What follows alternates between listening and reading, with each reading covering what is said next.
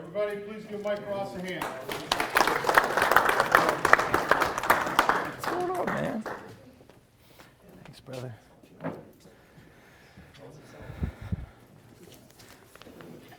What's up, guys? Good evening. Good evening. So it's a new year, fresh. How's everyone started so far? Yeah? Awesome.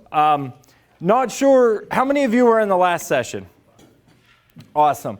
Did you take the time to write out your goals and plans for 2020?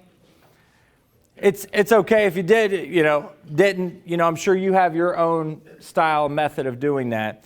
But I do want to just recap off of last time what I had talked about, how important it is that you wake up every day controlling your day and not letting outside circumstances control your day. That you take the time each and every day to map out the day. And it's real simple. You think to yourself, what's the story that I want to tell at the end of today? And then you do that for the week. What's the story I want to tell at the end of this week? What's the story I want to tell at the end of the month? What's the story I want to tell at the end of the year? Work backwards, map it out. It's not rocket science. But the truth is this: a genius without a roadmap is lost in any country. That's fact. You could be the smartest, the brightest, the most skilled in the world. But if you do not plan out your days, weeks, months, and years, someone else will plan out your days, weeks, months, and years. And I promise you this from personal experience. Other people don't have much planned for you. Sure, you got your numbers you got to meet. Sure, you got your quotas. But as far as your personal aspirations, dreams, goals, desires, wants, wishes, other people don't have much planned for you. In fact, the research shows that people think about themselves 95% of the time. So the chances of somebody else even thinking about you even 1% of their time is slim. I say that to say this. I've spent a lot of time in coaching over the last 11 years with people who most people would say are highly successful, quote unquote. And what I have found to be very consistent in the one-on-one sessions away from everybody else, in the offices where no one else can hear, in the confidential environment that we're in, what I have found to be consistent is that 85+% of people live their life with significant regret. Significant. No matter what success looks like externally to everybody else, I have spoken to people in detail about regrets. And most of the regret comes from the fact that they have tried to live up to the expectations of others instead of going after their own path. Now, let me tell you something very, very important. And it's probably something you already know. I may just be saying it in a different way. If you are strong in here, internally, and you know what you want internally, and you're able to manifest it internally, and you are strong with that belief or that conviction, there is nothing external that can hold you back from getting that which you want. Nothing. But if you are not, however, strong in here, and clear in here, and convicted in here, then almost anything external can keep you from getting to where you want to go. So if we spend more time focused on growing ourselves personally, then any goal, dream, desire outside will look small to you. It is very consistent in my practice, especially working with salespeople. When I sit down with salespeople, I have the opportunity to coach some salespeople, and I sit down with them, and now they know the routine of how I operate. I'll sit down, they'll write their goals out, and I don't mean this to be condescending whatsoever, I promise you that. I care about my clients. So we sit down, they'll write out their goals, and usually my first reaction to them in the first encounter is this. Well, that's it? That's all you want? Out of everything you could possibly have, that's it? And of course, they look at me funny and they think I'm being a jerk, which I'm absolutely not. I look at them and I say, you are selling yourself short. And if we're honest, most of us do that. And I will tell you, I stand here, I do what I do because I'm not okay with that. I spent the first 20 years of my life selling myself short. I spent the first 20 years of my life in self-hatred and self-loathing, and I had somebody come alongside of me and say, you are selling yourself short. Come with me. And he blew my mind with possibilities. And I found out that they truly are endless as long as we continue to get strong in here. So with what we're talking about today, this is an ongoing conversation. There's nothing I can bring you today that is going to absolutely revolutionize your life. I'm not that good. I'm just not. And I never will be that good. What I can do today is give you some ideas and say it in a way that hopefully puts a little resolve and piss and vinegar in you that's going to get you to take some new actions towards your dreams, goals, and desires. That's all we're meant to do here today. When people talk about motivational speakers, I get categorized in there. Jared, you've been categorized like that before too, haven't you? You get labeled. People say you're a motivational speaker, and there's almost this back end where people go, well, it'll be good, but next week everyone will forget about it. Yeah, that's mostly true. Because all motivational speakers or speeches or times together are supposed to do is to build resolve. And that's only one part of the equation of growth and change. It's just one. Resolve is very key. But what's going to matter is what we do tomorrow. When you wake up tomorrow, what will be different? And I will keep saying the message over and over again because I want to see each of you look back on your life with absolute fulfillment and pleasure and say, I did it. I left it all out there. In this game of sales, which is really, really difficult, only 10% of people who get into this field make it. It's a hard freaking business to be in. It's a hard one. I don't want any of you to look back and go, I didn't leave it all out on the table. Maybe you're not in sales 10, 20 years from now. In fact, 88% of CEOs were once in full-time sales. So maybe y'all move up to that level. But I want all of you to say, I left it all out on the table. So what we talk about today, these are the keys. These are the money makers we're going to talk about today. So we're going to talk about some best practices. We're going to talk about asking for the close, and then follow up, and more follow-up. I am the principal in charge of my division at HBK. HBK is a financial services firm. We span the region here from Columbus all the way down to Naples, Florida. And we have 17 offices between that area in New York, New Jersey, all the way down. And I have a division. It's called High Performance. We focus on helping businesses grow their top line revenue, while the rest of them help them maintain and balance their bottom line. I continue in sales, and I will continue in sales until the day that I die. Today, I got some great news. I was actually back there. Rhonda's in here getting prepared, and I'm making sure everything's okay, and I get an email that 2 deals that we had been working on for 1 year and 3 months closed. One closed yesterday, one closed today. I get POs. This one right here, out of everything, is the most important. Nobody can tell me or contextualize time for me in a really good way. If I start building a relationship with you today and we never ever do business together, is it worth it? Is it worth the time, energy, and effort? Well, that remains to be seen in some cases, right? But if I build a relationship with you and a year and a half from now, it turns into business, was it worth the follow-up? Was it worth the time? Was it worth the energy? Was it worth the effort?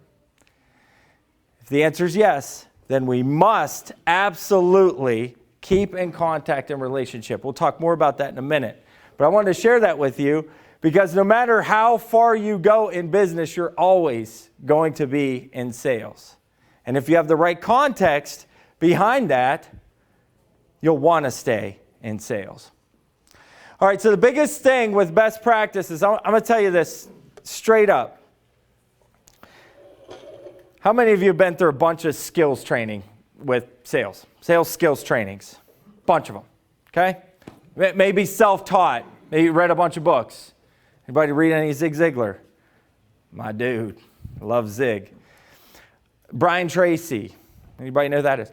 So there's a bunch of sales training I personally went through. And I'm going to tell you what I have found personally. The most important aspect and concomitant of best practices is this versus this. It's the battle between your head and your heart. It's the battle of the skills that you need, which is right here. You need to develop as many skills as possible, specifically communication. The number one skill of a leader and the number one skill of a salesperson is one and the same. It's communication. And communication is two-way. It's reciprocation. And you guys all know, everybody in here knows all the canned statements. Well, you got two ears and one mouth and you got to use them accordingly. But that's not always true, is it? There's sometimes you need to say more than you listen. And there's sometimes you need to start something and be able to use your words to open up the world and then turn around and allow that person to talk. There's other times you need to ask a million questions and that person then turns around and talks the entire time. There's times you need to stand up in front of a room this big and give a presentation so compelling that they start a relationship with you and it carries on for the next 20 years. The point is you've got to have the skills. And that comes from training your mind and making sure it is sharp. And this is just like sports. Sales is just like sports. Jared was a state championship wrestler. You went to states, right? Okay. A state qualified wrestler, okay? He drove down every year. Okay, he walked on, took pictures. Paid for my ticket. Yeah, okay. How often did you practice? Every day. How often did you train? You would thought I'd have done better, right? How often did you train? I trained 7 days a week in wrestling. Yeah. 7 days a week? You know, they've shown that, so salespeople are the highest paid. If you look at the highest paid professions in the world, you see sales and it's way up there. But there is this major disparity. It's wild. So you've got 95% of salespeople, okay? And let's just say there's this kind of like curve like this and everybody falls underneath there. And then you've got the top paid salespeople. And their pay compared to the people in the, I guess, the middle 95, I guess we'd call it that, it's vastly different. It's 4 times higher in a lot of cases in most organizations than those in that 95%. And why is that? The people in the top 5% train every day. Every single day. They train their mind. They practice. They're on recording devices, recording the way they say things. They're learning new things about their industry. They take out industry magazines. They focus. It's not, again, this is not rocket science. There is no secret sauce whatsoever. The top people, they build their mind. but they also build their heart. This is not fluff. This is they care more about the person who they're talking to than themselves. They forget about themselves and they check their ego at the door. Now that's again a canned statement that we can all hear. Check your ego at the door. Well, I check my ego at the door. Okay, I'm going to say it in a different way. I heard from Jocko Willink. You guys know who Jocko Willink is? He's an ex-Navy SEAL. He's got a book called Extreme Ownership. If you've never read that, it is fantastic. I recommend it. I'm a Navy guy, so I go with the Navy guys.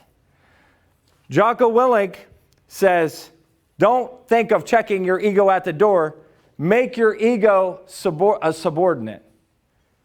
And if that makes you feel some sort of way, like resistant, you reject it in your heart, that means you got a pretty big ego. And it's okay. We all have ego. But can you check your ego at the door and completely lay yourself down for your clients? Can you do that? You know, the number one fear of a human being is the fear of looking foolish. The number one fear is looking foolish. Would you be willing to look foolish in order to put your client up on a pedestal? I'm not saying you're going to have to, but I'm saying to take care of clients' needs, customers' needs. Would you be willing to look a fool for them? I look like a fool every day for my kids. I'm always the bad guy for some reason. I don't know what that's all about. I play the bad guy in their game. Before I came here, my daughters are using me as like a jungle gym. It's cold inside. I will look like a fool for my kids. I don't care what anybody thinks because it's about them. It's not about me. That's what the heart thing is about. That's where the battle is. It's can we, before we walk into a customer's office, before we walk into their location, before we walk into their building, can we be sharp enough in our skills and pure enough in our hearts to dazzle them and wow them? And not just that. In science, when you walk into the room, you literally bring an energy into the room, and they're able to study this in vast detail now. They're able, because of video cameras, they're able to slow down a frame to a nanosecond, which is 1/billionth of a second. And you should look this up. It's pretty remarkable. Google this later, nanosecond. And what you're going to see is a person doing some sort of activity, and they look like just this blob of vibrations.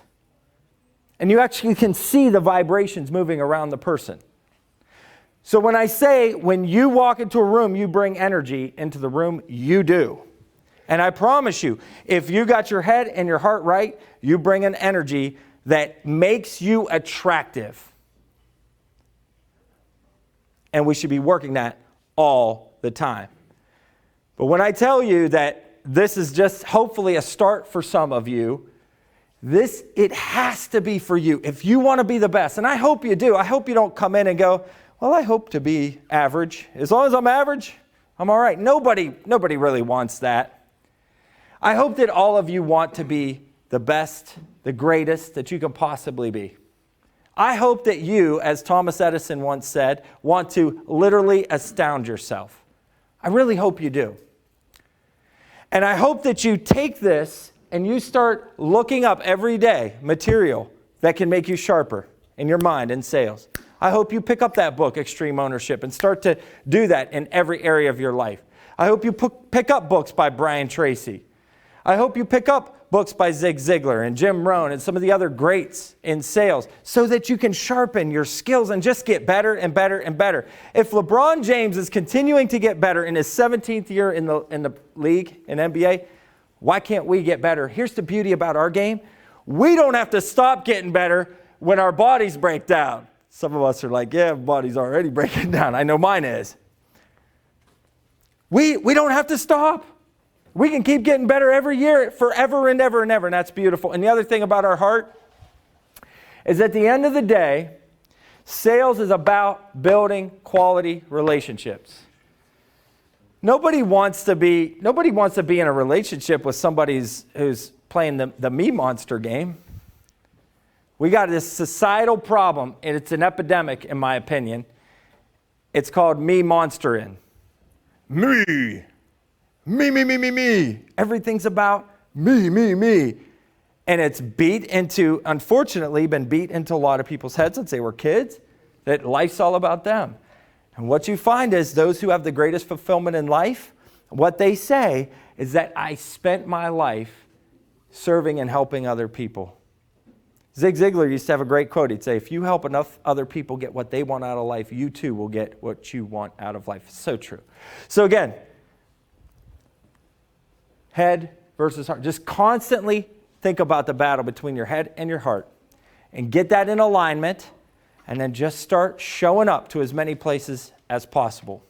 I'm going to move past this real quick because I think I said enough. Let's talk about the close real quick. There's also, again, you'll learn all sorts of skills. The more you study, the more skills you will learn when it comes to the close. But the most important thing is for you to be comfortable. If I walk into the room and I'm acting like this, by the way, 55% of communication is body language. So if I walk into the room and I'm nervous or my butt so puckered that only dogs can hear me fart, then you're going to get that from me. And you're going to feel it. And what's going to happen if you know I'm about to ask you for a close? Exactly. The answer is no. If you're relaxed and you're comfortable, they will be relaxed and they will be comfortable. You see, my mentor taught me something really great that I'm going to pass on to you. I was scared to know. I'm like anybody else.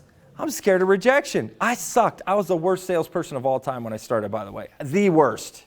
I was horrible. I promise you, you wouldn't have bought a candy bar off me if I were to offered you a $1 candy bar for 25 cents. You would have said no to me. That's how bad I was. I was horrible because I was selfish. It was all about me. I was scared. I didn't want to hear no.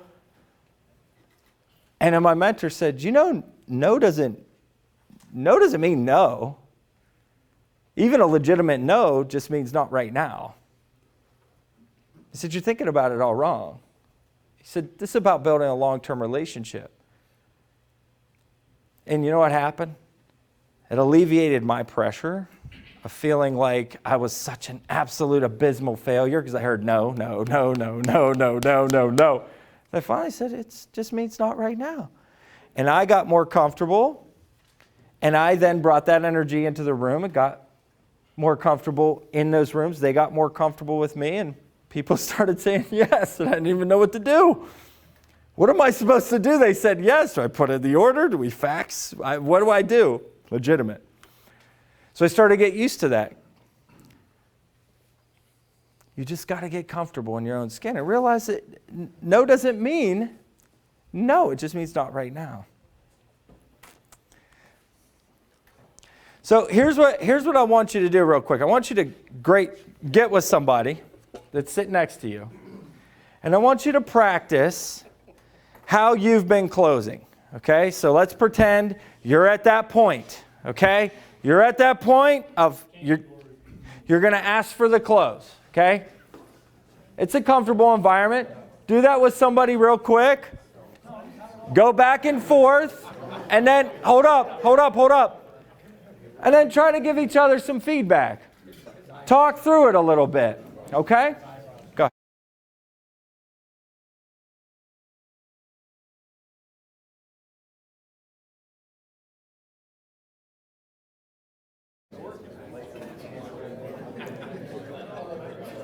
So my mentor, Scott, when I started in sales, I literally practiced every morning. I would practice the close. I'd practice my presentation every day. Again, put that idea in your head that call yourself a industrial athlete, whatever it has to be for you. You're going to follow through. Whatever you believe about yourself, you'll follow through with action. That's scientific fact. So what I ask you to do is put yourself in that mindset that you're an athlete. Do you know that the anxiety levels that you feel in sales are just the same of those who perform at high-level athletics. So treat yourself like a top-notch athlete. Practice. Get better.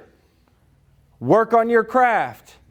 You got a team around you. Help each other. I love the idea of co-opetition. Competition, but cooperate in that to get better. Rising tides rise all ships. At the end of the day, what would make everybody in here happy? Everybody making some more money. You know, money's not the be-all, end-all, but I'm telling you, it's a really nice thing to have. Okay? And I say that like this. Here's what I mean by that.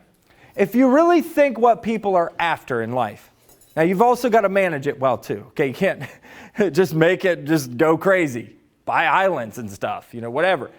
But if you really get down to the fundamentals of what people are after in their life, I'm just going to summarize it in one word: peace. People want peace. We talk about world peace. What's the greatest vision? How about internal peace? That's what most people are after. And I'm telling you, money doesn't do it in and of itself, but I'm telling you, if you manage it well and you make more and you're able to put yourself in a financial state to where those worries tend to go away, you're going to have more peace in your life. So it's not just about the money. It's about what it brings you. Money buys time. Money buys you time, meaning time to do what you really want to do. So part of it is you work really hard on your craft, because in sales, you are unlimited. You can make it, as far as I know, guys, I'm sorry if I'm speaking out of school here, but as far as I know, if you keep selling, they're going to keep paying you commission, right? Wow. You get profit share. Holy cow. You're owners, guys. You're owners. It's a wonderful place to be.